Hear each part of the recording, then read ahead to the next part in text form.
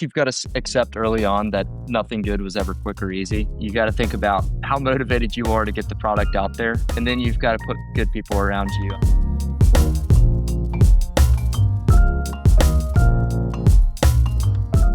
What's up, guys? Welcome back to the Startup Storybook Podcast, where we have college-age entrepreneurs on to share their story and inspire others to start their businesses in college. Today, our guest is Thomas Lester. Thomas is a student at Auburn University.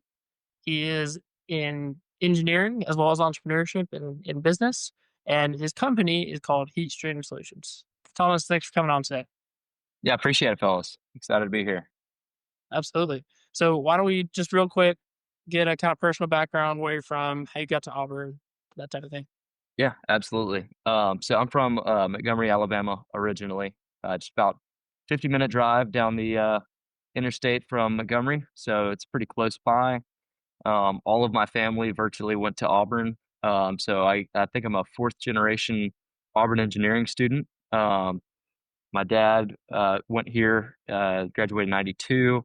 I have four siblings, three older, of which went to Auburn. And then I have a younger brother who's graduating next year from high school, and he'll be going to Auburn as well. It's just a great place. I noticed y'all had my friend Alcaris on the podcast as well, and I think he attested to it pretty well on that show. It's just a great place. And so, yeah, glad I ended up at Auburn. Absolutely. And so go from high school, end up at Auburn.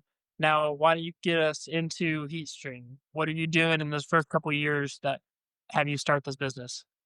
Yeah, well, we're still in the first couple of years, actually. I've always been very entrepreneurial from a very young age. And when I got to college, decided, I wanted to start a new business. I just didn't know in which field or where, what, and if I was even going to have an idea to start a business. Because I think college is like the greatest time to start a business. I think it was October 27th, 2023.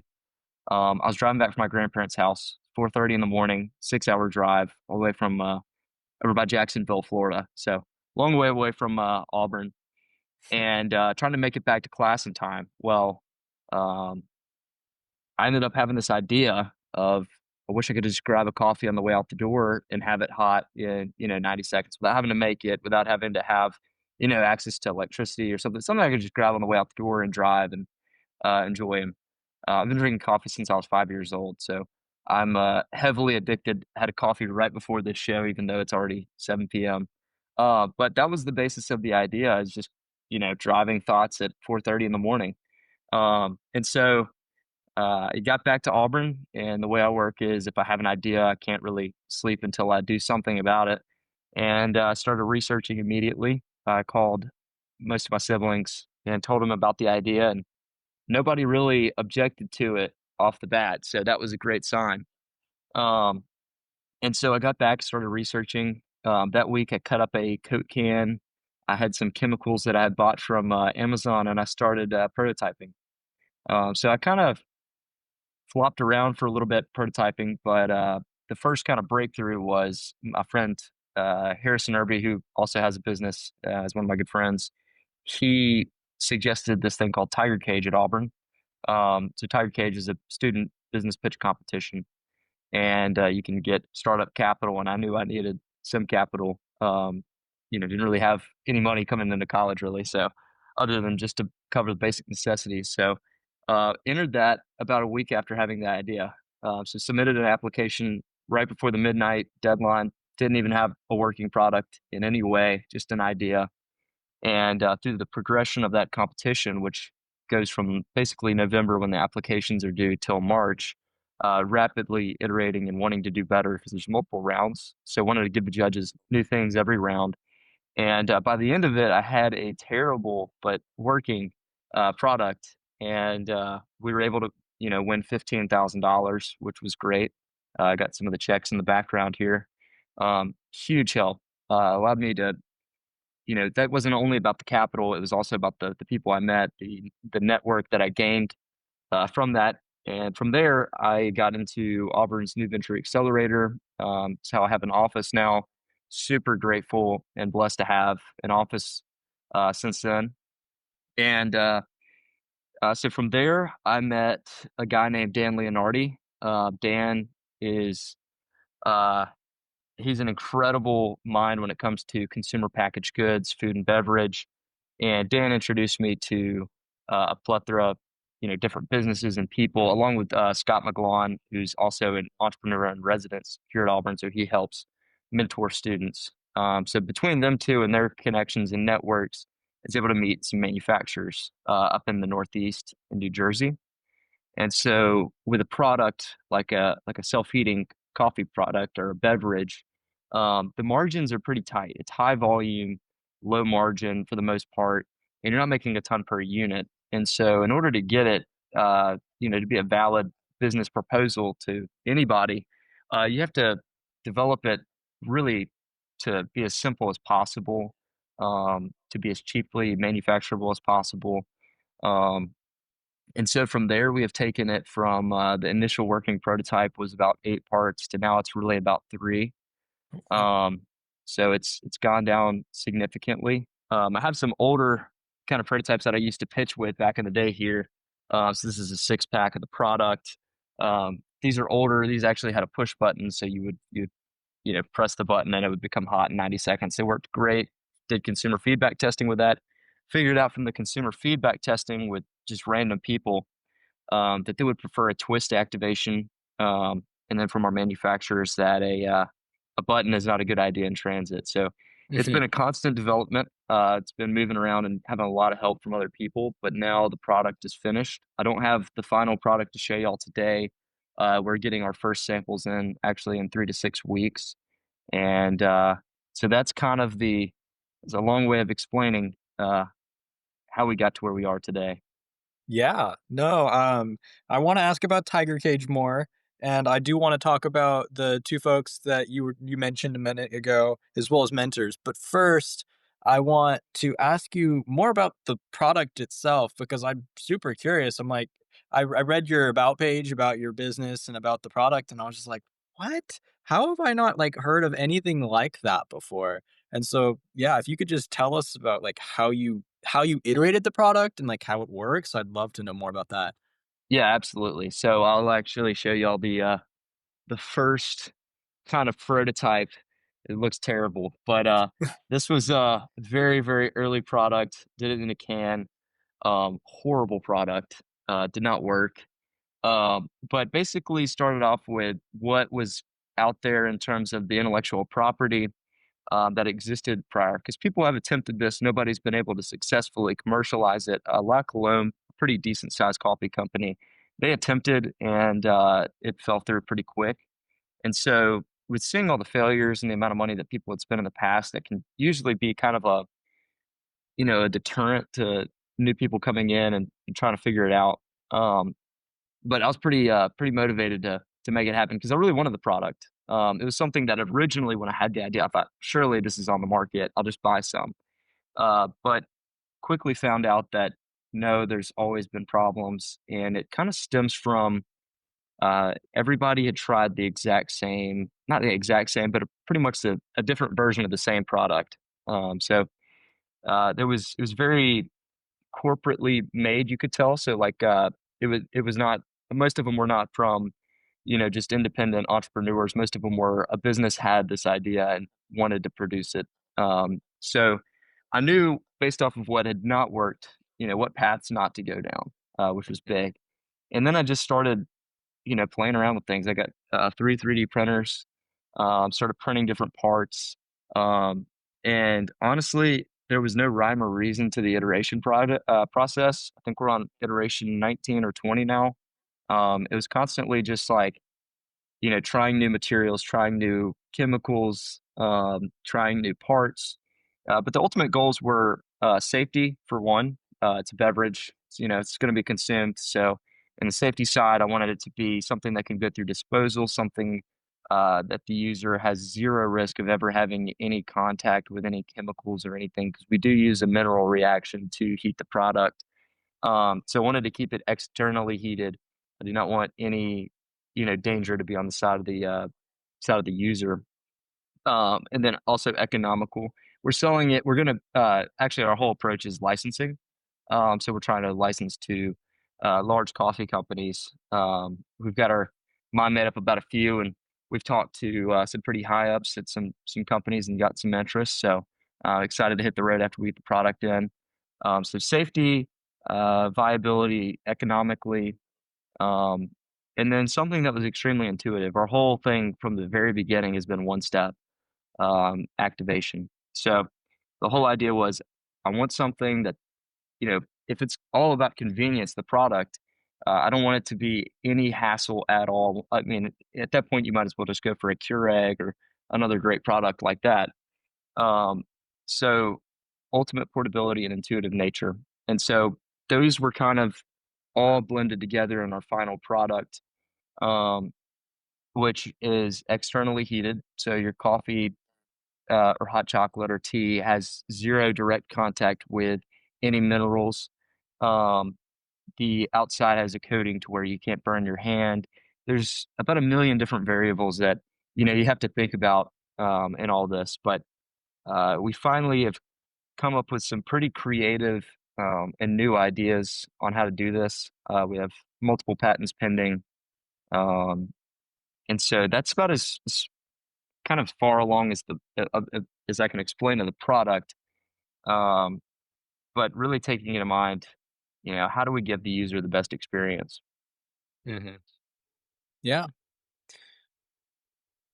So something more, just because you just said it, and Yeah. it's been a conversation between me and Turner recently about patents, and I was just kind of curious your take on the patent process. And I mean, I believe on your about page you said you had filled out 4 patent applications. So tell us about that. Yeah, so the patent process is it can be a little bit scary to people, but I'm here to assure you it's actually like it's not that bad. It can be very expensive if you don't know what you're doing. Um, I guess in my case, I kind of enjoy products a lot, so it's not as bad. It's pretty mind numbing to write a provisional, but my suggestion for everybody that wants to ever build a product, at least a physical product, software is kind of a bit more difficult, is learn how to write a provisional patent application. So I learned actually through YouTube how to write my first provisional patent application. I've written 7. We've only filed 4, uh, and 2 of them were actually for other people. Um, and so one thing is, these skills, we have so much at our disposal now, uh, in this day and age between artificial intelligence, and, YouTube, being able to learn any skill. So if you have the ability to, um, self-teach yourself and stay committed to it. Writing a provisional patent application is not tough. And for those that don't know, a provisional patent application is I'm sure y'all explain on the show all the time, but it's a 12-month basically patent pending status. It's a temporary patent, doesn't actually get observed by the patent office. Its filing fee if you're a micro entity LLC, so tiny, I think it's below 10 member LLC is $70 or $90, and you get that patent pending status. Um, and so it's actually a really great tool for entrepreneurs. Now, the utility patent is not as strong as it once was. In 2012, there was some legislation push that made it a little bit weaker. But if you do have a good intellectual property strategy, if you have multiple patents that kind of intertwine in certain ways, to where if one fails, it doesn't really kill you. There are a lot of ways to work around it. So I would heavily recommend everybody trying to pursue a product. Um, go on YouTube, learn how to write a provisional patent application. It's not actually going to get observed by the patent office, um, but it is only 12 months. So if you want to make it a utility patent, which is kind of what we think about when we think about patents, the 15 or so years of protection, you really need an attorney for that. But the good thing is if you write a provisional, it communicates to the attorney exactly what you're trying to patent. And so from that process, my first patent was okay. It wasn't great, wasn't terrible. And then I turned it over to a patent attorney, and he converted it into a full utility patent application. And I actually saw how to write, a professional patent application. And then from there, I wrote all of my provisionals in that style. And so it's constantly getting better. But it's a great skill. If your business does fail, it's a great skill to have because you can become a patent agent without going to law school. You can pass the patent bar, and you can make a pretty good living out of it. So it's a great skill to have, and it gives you patent pending status. But I would still, a lot of people have different opinions about patents, but I still think that the patent is like the greatest tool ever. It's how, the US has been able to have so much innovation and entrepreneurship successfully in the last, 200 years or whenever the patent office was created. But yeah, start at the provisional, learn how to communicate to a patent attorney. You're going to need some money for the patent attorneys. They can be expensive. You're talking probably 400 to 800 to 1200 an hour. Pretty ridiculous. But the better you get at writing them on your own, the less you spend. So the last patent, I really only have to spend like 5,000, and compared to like the first one was probably close to 18,000. Um, so that would be my suggestion for young people with a product. And it's not as scary as you think. If you have some discipline, motivation, it's definitely doable. Yeah, Thomas, I'm with you here. I've done 2 provisional applications for my business. I don't know if you remember if I told you I have a business called Embrace Strings. I make custom chin rests for violin and viola players. And so Yeah, the way I'm making the chin rests is different than anything that's out there. And so I was like, okay, this has to be something I patent, right? Because I don't want someone stealing my idea or thinking about it, and I'm not protected, right? And I 100% agree that when you're going through the process of writing down that provisional, one, it's just growing your skills of communicating and writing well, but also it makes you think about your product in a different way. Like I thought of so many different ideas of how to do what my product does that I put into the patent application to protect myself against those other ideas if someone comes up with them that I wouldn't have thought of if I hadn't been writing them down in the first place. So I'm with you. It certainly is expensive, especially when you get that non-provisional. I've got about 9 months until I'm gonna have to write that big check. But I yeah. mean, it's so Well, I 100% agree. And, like you said, it does make you think about the product in different ways. And a lot of workarounds and variations have come out, which became new iterations, have come out of actually writing a provisional patent application. So I could not agree more. It's an extremely important tool if you're going into entrepreneurship, and I'd product imagine based. sorry about that. I'd There imagine you go. for you, Auburn has been some sort of help in that. So can you explain a little bit more about your experience in maybe pitching for the tire cage and then how the new venture accelerator has helped you? Yeah, absolutely. So with Tiger Cage, I've always felt kind of comfortable in speaking to people. I think it's because my dad is a pastor, so I've seen him every Sunday, sometimes twice a Sunday, preaching for long durations of time. And I'm thinking, how in the world does this guy stand up there for 30, 40 minutes and never say never say and just articulate it so well. And but I think it actually gave me a lot of confidence for going up there and pitching. And so uh, with the pitching part, I never really was worried. I was always more worried about the product part, falling into line. But I will say this about a pitch competition, and particularly Tiger Cage with being the multiple rounds, is you got to differentiate yourself from about 50 other products. So that's making you think about differentiating your business in general, which is great because that's your whole value proposition is how are you different? And you're really just trying to sell the product, not really because it's not done yet, but you're selling, the vision. And I found selling the vision is just so important in terms of leadership. Once you start to have to hire people, once you start having to work with companies, and sharing your vision with them. So the amount of value you get out of pitching it is far more than just like the check. And then obviously I mentioned that I've met a lot of great people through doing Tech Cage and the New Venture Accelerator. I would say earlier on, I would have probably failed completely without mentors and help. I would have probably given up at a certain point. So that's been the biggest help in terms of people is having people hold you accountable, to the business, stay disciplined, um, have some persistence because if you're in college and doing engineering at the same time and life can kind of get you down when you get like a 50 on a test and you're like, gosh, why was I up working till 3 a.m. when I should have been studying? Uh, and then eventually you come to the realization that school is it's not all that for everybody. But uh, the the part of school that's been well worth it and made Auburn and, the whole ecosystem here in terms of entrepreneurship well worth it is the people. And so, just having that early guidance in terms of the legal stuff, learning what an MBA was and, kind of a more basic path of originally I was trying to establish a whole coffee company and make the coffee myself and, do everything on my own and marketing and all that I was thinking about. And eventually came to the realization because, uh, Dan Leonardi, who I mentioned earlier, was like, why don't you just license the technology? Why don't you build a great product, figure out every variable possible, and sell it to a company basically for a royalty in return on every unit. Somebody that actually has $50 million to put towards marketing. And so, um, if I had gone down the path of trying to start a coffee company, I probably would have burned another year and significantly more money and completely failed. So just that early guidance got me to a place where I could start branching out to different companies around the US. I mean, I talk to a guy all the time. We actually, he helps us with the business out in California. And then we work obviously with manufacturers in New Jersey. So really getting that network established, which I would have never gotten to meet these people had it not been for the connections through Auburn.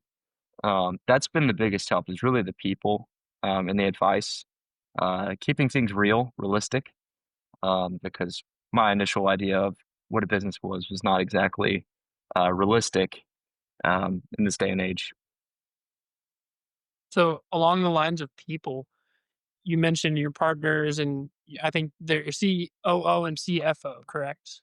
Um, there's so they're older than you. Yeah, Some might be more experienced. Um, how has the relationship with them been with you as CEO and creator of this business, but them being mentors and then sounds like transitioning more into an actual operational role? How have yeah. you kind of managed those relationships? Yeah, I would say, that goes back to that vision. I learned how to sell the vision through pitching it, and so getting them on board, they really liked the product, so that part was actually kind of easy. I showed Dan that terrible prototype from Tiger Cage, and it worked, but it was pretty terrible. And he was blown away by even the terrible product because he saw the vision. So I think if you can align the vision and sell big, um, there's going to be the right people and be patient for those people because I see a lot of people make the mistake of they just hop into business immediately with their friend that knows how to do Excel and their friend that knows how to do this, and they give them 30% of the company right off the bat, and then, it just never goes anywhere. So, you have to be patient. You have to wait for the right people to come in. And, so yeah, leading them has actually been significantly easier than it should be, because, they're, very reasonable people. They're very smart, they're also a lot more wise than me. But I'll say this, you mentioned that they're older than me. Dan, I think, is, 68 years old. Scott, I want to say is 56. And so they do have some years. I mean, I'm 21. But I found most of the people I work with in business actually are manufacturers. They're a lot older than me as well. Like everybody you're going to deal with is going to be a lot older than you. So I think it's kind of a blessing. I've always been kind of an old soul. I like old music. I like, old everything really. So it's kind of hard to, you know, um, sometimes it can be more difficult actually with people my age to connect. And sometimes these people, maybe in their 50s, 60s, 70s. And so I've really enjoyed that. And they've been extremely fair with me and looking out for my interests because they've already made it. And they're in business ventures. I think Scott's had 9 successful startups. I mean, he's just an absolute. Um, I mean, he's a great entrepreneur. And the Dan, he was executive sales of PepsiCo and then a vice president at Kellogg's. And so he's had a lot of success as well. And so I understand in my role, these people, Dan and Scott, they know a whole lot more than I do about life and how to deal with people. And so that's been probably like the greatest part of this whole thing is we've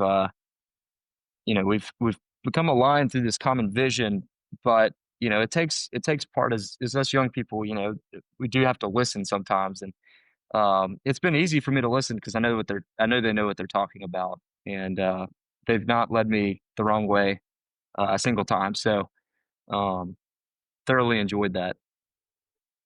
Well, I think that's the right way to come at it. When people older complain about our generation being entitled or thinking they know everything, it's because people are coming at it from a way of, oh well, I know everything, right? I've got my phone here, I can look it up and I'll be fine.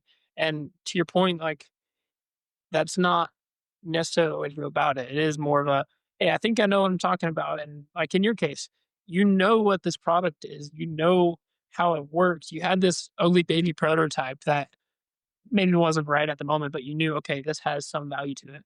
But hey, vice president of PepsiCo, in your huge life experience and the random things that have happened to you throughout your life, what is helpful for this situation? And I think, like you said, any just respectful person of any age will take that um, and cling to it, right? Because there's not many people out Yeah, there who will lead in a way that shows respect and willingness to learn, not just being a boss. So yeah, absolutely. Well, I think there's a lot of truth to that. It's all true. But I think in our generation, I do see like a huge like growth in entrepreneurship. I meet people every day where there's somebody that wants a business, and I do see that the times are significantly changing from when generations passed. We're growing up, things were a little bit different. The patent office was a lot different. Building a product is a lot different. Manufacturing was actually in the U.S. back then. So life has changed a good bit, but you know, uh, these people that have been successful and are approaching, maybe their 50s, 60s, 70s, what I found is that they want to pass down what they've learned throughout their life. They want to mentor people. They want people to come to them and ask for advice. And it's not a thing of like not pride from their perspective, but they want to see the young generation for the most part succeed. Not everybody, but from my experience, if you ask and you find somebody that has had some success in the industry that you want to go into or are thinking about, more often than not, they're going to want to tell you what they know and teach you. And you know, you can speed run a lot of, you can avoid a lot of pain in the process of building a business or a career if you just listen to people that have done it before. And so that's definitely true. Everything you just said. Mhm. yeah, absolutely. Yeah. So at this point, we've talked about how you came up with your idea. We've talked about your funding journey and your mentors. And so now I'm curious, because you've talked about having that vision and selling the vision. I'm curious, what's your current vision for the future? Where do you see the company going, and where do you want it to be in 5, 10 years? Yeah, And absolutely. I want to interject here real quick Hmm. because I mean, when you think of the drink industry, like if this is the first of its type, there's huge array of things that you can do. And since you're not like to your previous idea, just making a coffee, like you can be in every single drink that you Yeah. wanna. Like, is that your goal? So the way I think about it, and I probably didn't explain the product enough in the beginning, um, but the way I think about it is the world will always kind of move to what's more efficient and cost effective. And efficiency in coffee was not really a thing until the Keurig in the '90s, and Hmm. it reinvented the coffee space. And they're being rewarded handsomely for it. I think they did 16 billion last year, something of that ballpark. Keurig, and it's a great product. It's probably the greatest coffee product ever invented. But then if you think about the future, you think about where does coffee go from now? Do you think that coffee is going to be just the Keurig and, espresso machines and, Mr. Coffees for, 20 years down the future? And then you also think about where the generational, uh, what different generations go for. So when you think about Generation Z, uh, or Gen Alpha, you think about instant gratification, convenience, everything, lack of patience in a lot of ways, but in some ways it's good.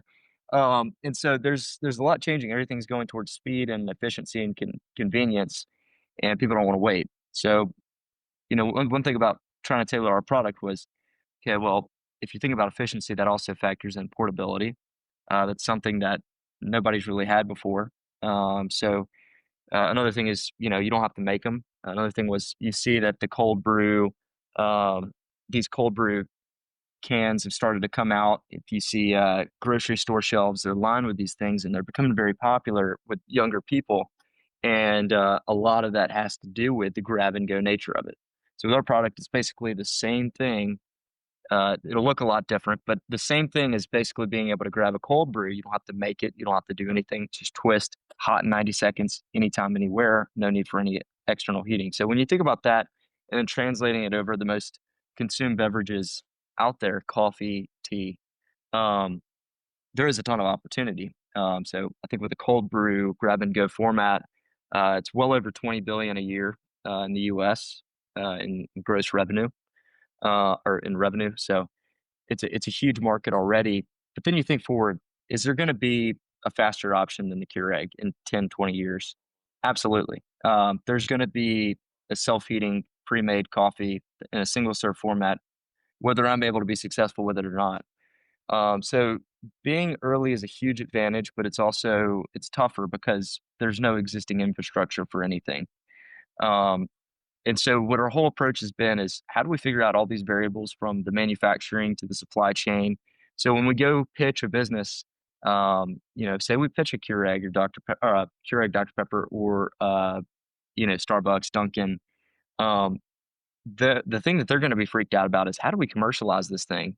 You know, how is that going to work? That's going to require tons of capital investment. So our whole thing is how do we figure out all the systems that it requires to make this product? And how can we prove to them that this is viable in an economical way and something they can hop into without too much difficulty? So we've thought through all that. We basically have all that figured out, fortunately, which leads us to kind of where we are now. So the product is final, pretty much done, work great. Might be a 3-minute heat up time instead of to get to the perfect temperature, but you still have that portability. And another thing is it heats to the perfect temperature in that 3 minutes and then it stays there. So you kind of cut out that time of when you make a coffee, you have to wait 4 minutes for it to cool down from, 190 degrees to, 145 degrees where you want to drink it. Um, so our next thing is we got to get lab testing and certifications. We don't actually have to get FDA approval. Is that Uh, is that because it's but not in contact with the food that you don't have yeah, to get that yeah, yeah. thing? Yeah, absolutely. Yeah, so since we're not actually doing any food, that'll actually not fall on us, fortunately, especially since we're just the exterior packaging. And so we gotta go get lab certifications, and that'll tell us about, the disposability, and the safety, for the user, everything like that. So, um, that's kind of the next big step. And also we are going to be pitching companies hopefully around November with the samples that we get from a company that we're working with to produce the product. We'll be pitching some smaller coffee companies, probably going for ones under 1 billion in revenue a year. Um, Really, this will be a pulse check and see what all they actually expect for when we go do pitch these larger companies. We also have two other products we're working on. One is a self-heating soup container. This is the exact same actual mechanism. Um, and that will be an interesting one to throw in there as well. And then we do have one other one that's in the coffee space. I can't exactly talk about it now. I've been advised not to publicly because it is super unique, and I think it will allow us to sell much easier. Um, and it solves a huge operational efficiency problem for coffee places like Starbucks, Dunkin'. We think we could drive their incremental sales a lot through this product, but uh, so we actually are developing all three simultaneously, really focused on the first one being the self-heating single serve pre-made coffee. And now we're tagging along the other two. So we're working on that as well. They won't be as developed, but they'll be developed enough, I'd say. So then that kind of leads us to March as kind of our target for going and pitching for licensing deals. Um, so that's kind of the basic future. I would like to license it and be able to have a success while I still somewhat young, and hopefully move that into creating more products in the future. And are you a senior? I am a senior. Yep. Awesome. So when you graduate, will this be something that you can live off of and sustain yourself from? Yeah. So that's the goal. I've got my plan is to live here at least another year. I don't actually think that it'll. Hopefully, let's just say we get a licensing deal before you know uh, May of 27. That would be great. But I do plan on sticking around until we've pitched every coffee company out there. There's a lot of them, but we're confident with the three products that we have that um, somebody's going to find it appealing enough to at least do, in the worst case scenario, a joint development project with us, which would still yield royalties and be a pretty good way of life. Yeah. The Wow. biggest thing sorry, Wes. No, go for it. No, all you. The biggest thing I see with this is, like you said earlier, how do you get the margins down? How much will it cost you to make one of these cans for someone, um, when you're all up and running? Yeah. So uh, that's always kind of fluctuating, but finally we've kind of got some actual numbers, estimates, albeit, but 46 cents is our goal of assembly and manufacturing cost. That doesn't include raw materials. Like the raw parts and everything, we're hoping is around the same kind of mark. Um, and then you also got to factor in shipping and distribution. We figure all in about $1.25 to $1.50. It's going to be That's pretty expensive for a beverage. I'm assuming that is probably 30 or 40 cents for them to make this product. But what we're hoping for is that we have seen people's willingness to spend more for coffee go up, and you know people will spend anything for if they have a dependency on it.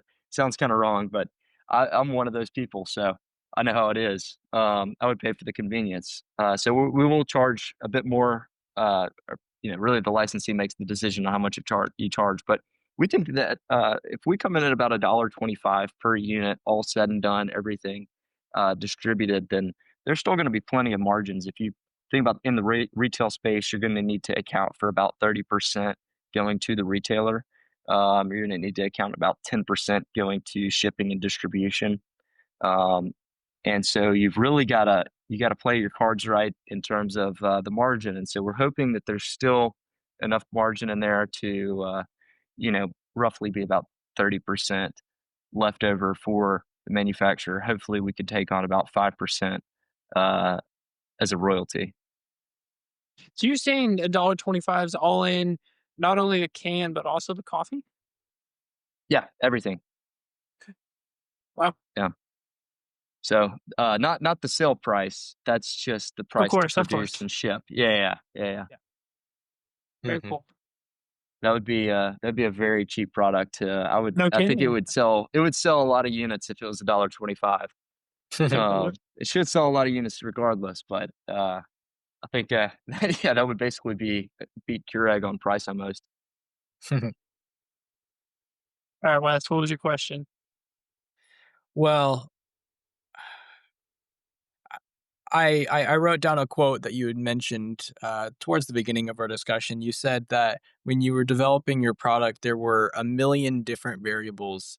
And that kind of stuck with me because I'm like, yeah, in a lot of different startups and young businesses, there are tons and tons of variables that catch up entrepreneurs and discourage them. And so you said you got through that. And I want to know how you did that and like what would be some advice that you'd like to give to someone just starting their business or perhaps someone a freshman or a sophomore who's trying to get this but they're discouraged by the millions of variables. Yeah. I think you've got to accept early on that nothing good was ever quick or easy. You got to think about uh, how motivated you are to get the product out there. And then you've got to put good people around you. Obviously, I talk a lot about people, but you got to put the right people in your circle. Um, I'm a Christian, so I, rely heavily on my faith. And so constant prayer that really stay with it if it's God's will. And then having a family that's very supportive of the business. Initially, they might have thought I might have been a little bit out there with it, but now they've been around for a long time to support it. So, um, relying on the family and the people around the business. I will say at times, I came in not understanding anything about legal aspects of a business, anything about the accounting. I didn't realize I had to like actually keep track of how much I spent on the business and how much I made. Thought, oh, just do business. Well, I kind of knew, but not to the extent of what I needed to do. So you got accounting, legal, intellectual property, which I guess falls into legal, manufacturing, supply chain, product development. So there are a lot of variables, but I think the big thing is just understanding that it's not going to be easy and it's not going to be quick, having a realistic expectation, understanding why you really want to do it. Understand the potential reward is great for the effort that you put in. Um, and so uh, you know, it's easy to lose motivation once you realize like, oh, I've got to pay this patent attorney, $18,000 for X number of hours of work, and you wish you could have been on the side of $18,000, not having to pay it. But it's difficult. I'm not going to sugarcoat it. It's extremely difficult. You're going to be up till 3 a.m. a lot of nights. You're not going to be able to sleep as much. You might sacrifice being with your friends sometimes, but if there was ever a better time to start a business than when you're young and in college, um, that would be great, but there isn't. I mean, it can be done absolutely, but this is the time to do it, and it's extremely, extremely rewarding every time you make progress. So that's one thing I'll say is like the the reward for your effort is not lost. It's the gratification that you get from having an idea and turning it into a physical product and seeing people enjoy that product like I got to do with the consumer feedback testing is like one of the greatest feelings you can have in work, so seeing people's reactions to the product, and that's made it all worth it, but really depending on the people around me, and my faith to try to keep going a little bit longer. Finally, kind of see light at the end of the tunnel in terms of where I'm going to be in the room pitching to businesses and having the potential to make money off of it. But it started almost 2 years ago, and I didn't really make any money for 2 years. I sacrificed a lot of time, but I would say the sacrifice has not gone to waste at all in terms of the amount that I've learned, the people I've met, and really just the experience. It's been incredible. Mhm. And you answered three of what of our questions would be, which is awesome. We didn't even have to Okay. ask. But I love what you just said there. If your business failed tomorrow, you lost all your money, you lost all your intellectual property, your two partners left you, you still would have learned so much Yeah, and I'd had still be happy. so much experience. Yeah, absolutely. Especially kind of grounded in your faith there. But like as a college student, there's no like, sure, that would suck, right? You would not have Heatstream, you would not have, these patents and sure, but you'll go into getting a job with some of the greatest experience you can have. Because I mean, in your engineering classes, you're not learning anything like I'm sure you learned in this No, process. And so no, that's no. what we always try and tell people. It's like, yeah, you're gonna spend some hours and you might not get to go hang out with your friends as much, and you might fail. And that's okay because when you're done, if you did fail, you learn so much more than someone else who didn't even take a chance. Yeah. I mean, I think of it in terms of like, most people getting out of college is kind of a shock. There's a few big transitions in life, when you get out of high school and go to college, huge transition. When you leave college, and go into the workforce or, the real world, It's a huge shock. And so I think it really helps. You're you're not going to be shocked by getting out of college. I'm trying to live in the present. Sometimes I wish that I didn't have to take a test, whenever, or study or do homework. Um, but you know, uh, like you said, I could fail tomorrow, and it's kind of put me ahead in a way. So that's a huge blessing, and I say it's definitely not lost value at all. And I still have been able to have great friends in college, and still been able to experience a lot of the stuff. Uh, I've been honestly, it's kind of helped me get the good parts, a lot of like the best moments, and just kind of avoid some of the noise, some of the less important stuff in college. So really don't consider it as really giving up anything for college sake. Mhm. Yeah. Along these lines, one of the questions we always ask our guests is, do you still see the value in college? And not coming from that, I'm not asking this question in a way of like, we think college is bad or we think it's like you have to do. We're just trying to see, what do y'all think about the value of college versus the value of starting your own thing? And what is the purpose for both? Yeah, absolutely. So I think it's very much so a case by case decision. Um, I think I saw somewhere that over 35% of people now have a college degree in the U.S. Huge number. I think it was about 5% back in around World War II. So it's definitely grown. Seems like everybody's got a college degree now, and it's the thing to do. But I'll say about Dan. Dan has been extremely successful in big companies. He's been in the boardroom with people from Wharton School of Business, and Dan does not have a college degree. Um, and that was in a time where college degree a college degree meant so much more than it does today. Um, I would say there's pros and cons to college.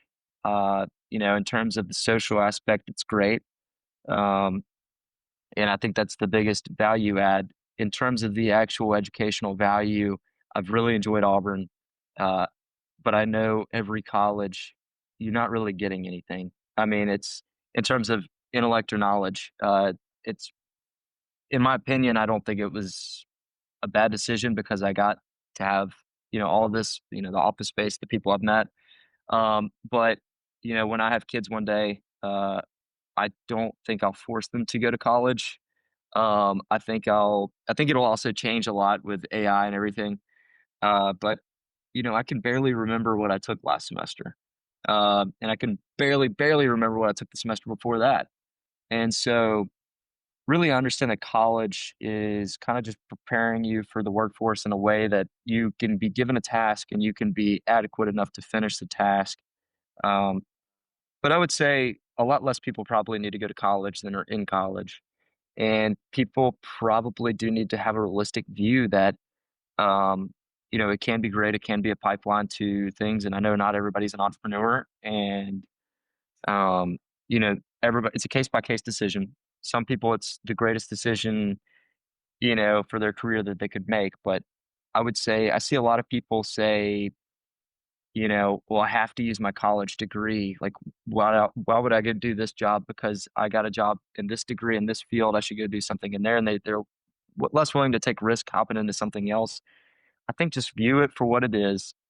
It's really just a credential at this point. I hate to say that. I love this place. I like a lot of my professors. They're incredible people, and I've had great professors that have taught me great stuff, and I'm very close to some of them. But being realistic about what it is nowadays, especially with AI, um, most of my classes, probably 75%, not been not been any value out of them.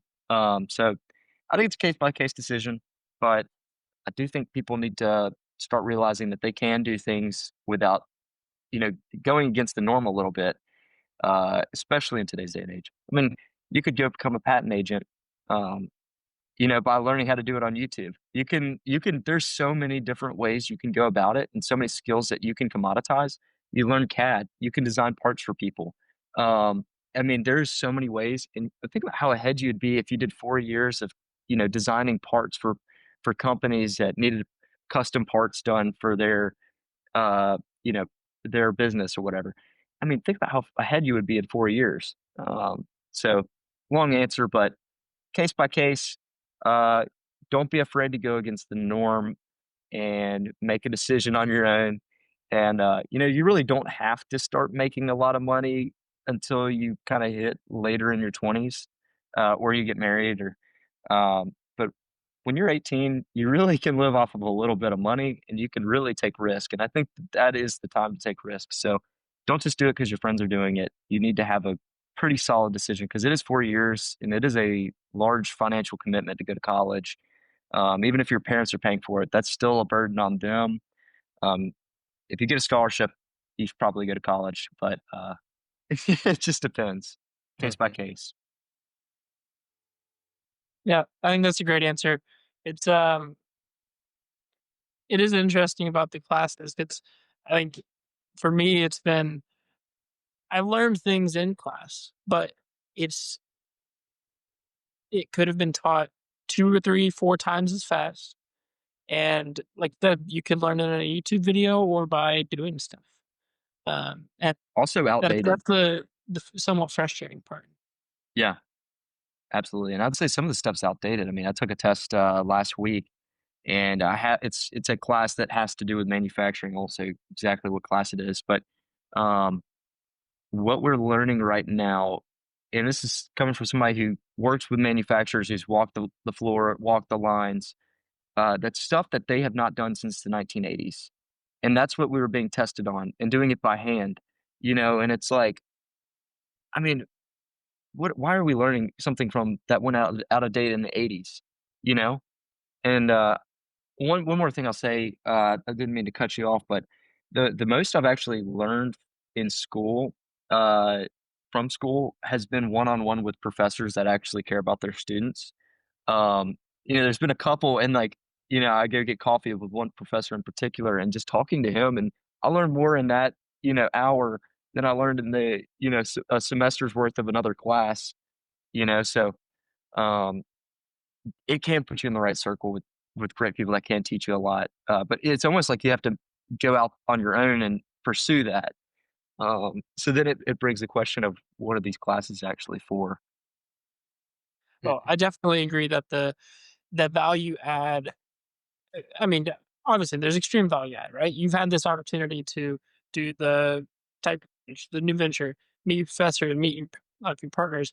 That is that probably wouldn't have happened had you not gone to Auburn. No, But not at none all. of that is talking about any curriculum, any major, any nothing. So I think No, that's one of the things that we like to focus on is, hey, you're in college. College is not a bad thing. You're growing your social skills. You're, like you said, bridging that gap between high school life and adult life and figuring things out, figuring out what you like, who you like to hang around, who you might be with in the future, what your goals and dreams and aspirations are. And none of that is about, I need to study for this math test Tuesday, right? yeah, So why do I need to I do linear definitely, differential equations? I mean, there's no reason. yeah, so I definitely agree. It's the relationships, it's the extracurricular, and it's what you make of it. So Yeah, if no, you're out there, absolutely. you're in college, getting a degree, go make something of it. Go do something. Yeah, to take advantage, I mean, there is a lot of resources they have, um, available. Like, I didn't realize this was here, but there are stuff like this. There's a maker space, at Auburn. There's a lot of stuff like that, but what y'all are doing is actually education in itself, so I commend y'all on that. I will say if somebody comes up with a better way of doing education or college, they'll have my business whenever I have kids, and, you know, somebody needs to reinvent it. I mean, it's the same thing. I think I saw somewhere that it's like, we inherited this kinda current model of school from Prussia. Prussia doesn't exist anymore. It's, it cut like, this is the Prussian system of education is kind of what we've adopted, and, you know, how in the world has nobody changed it? I mean, I guess there's so much money going into it, and it's been successful to this point, but I think what we're gonna see is, and I'm not good at making predictions on the future, but what I think we're gonna see is we're gonna see people starting to that rate of people deciding to get a college degree. I think we will start to see it decline in a way, and that might force the hand. And it might be a really good thing for the education system to realize, hey, we got to do something. We got to change. What we're doing right now is not working. But nothing moves slower than academia. Academia is slower than government. So there's no telling. It may never, it may never get back to something new and innovative and as useful as it once was. Yeah. Well, Yeah. once the it definitely will adjust and change. So good with keep Yeah. hitting you off. Well, I just have one more question, and I Yep. mean, might have already answered it, sort of, but I'm just curious if there's anything more um, that you'd have to say about how your faith has played into your business and how. Yeah, I'm just more curious about that. Yeah, absolutely. So very fortunate to have a dad who's a pastor and a stay-at-home mom who's very committed to her faith. And just, there is a lot of wisdom from the Bible that, especially in like Proverbs, Hmm. and on how to deal with people. So I would say it's helped in business and learning how like having general wisdom, which is still developing because I'm not claiming to be wise at all. But general wisdom towards how to deal with people. There's actually a lot in the Bible that teaches about money, um, and having integrity. I don't think that there's always positions in business, um, where if somebody is thinking about investing in your business, you hear all these, you hear about fraud cases, you hear about people mismanaging money, you hear about people deceiving investors into thinking that they have something that they don't have, and so your integrity is of the utmost importance when you're starting a business because you are often dependent on other people, and if you don't have integrity, nobody's going to trust you, nobody's going to want to work with you. um, so, I mean, there's a lot of biblical wisdom that can be applied to, um, obviously, business. And then another thing is like realizing that you're not to live for yourself. That you're not dependent on yourself. Our pastor was actually this last Sunday at my church in Auburn was preaching through Ecclesiastes either 11 or 10, forgot which one it was. Um, and he was talking about, you know, translating it, to terms we could understand because it was written very long ago and can be kind of hard to understand on your own. And a lot of it was about, uh, how dependent you were on God and not on yourself. A lot of it was on decisiveness versus just being caught up in anxiety and being scared to start. And I think the biggest thing that it's played the role in is like, I know that what I'm doing right now is not going to guarantee my success in any way. That's all God given. Um, and that once you come to that realization that, you could have the greatest product ever, you could have everything in line and it could still fail. If it did fail, you'd be absolutely just distraught. It would destroy you basically. But having that realization that like, hey, if it's not God's plan for you, if it's not His will, then um, so be it. He's got a broader, bigger plan, and God is never late. And so you know, if this takes 5 years, so be it. It's like, just complete dependence and trust in God, and I struggle with that sometimes. I sometimes, get caught away and trying to do things on my own and, uh, just think that I'm dependent on myself to do this, and then I realize, God put my business partners in my life. It was not me that found them. The circumstances were too crazy for me to just go find them at random. These are the perfect people for what I'm doing. And so I do see like I think if you want to see God's involvement in your life, a business is a great way to do it.